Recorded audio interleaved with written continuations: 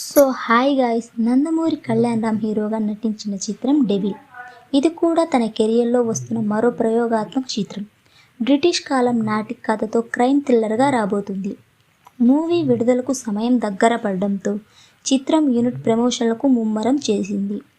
ఈ చిత్రం బిజినెస్ వివరాల్లోకి వెళ్తే కళ్యాణ్ రామ్ మార్కెట్ కంటే ఎక్కువగానే జరిగింది.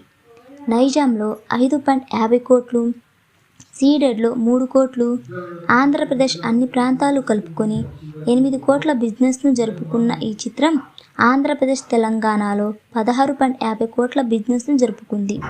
ఇక ప్రపంచవ్యాప్తంగా ఈ చిత్రానికి కళ్యాణ్ రామ్ ప్రీమియర్ మూవీ లాగానే జరిగింది.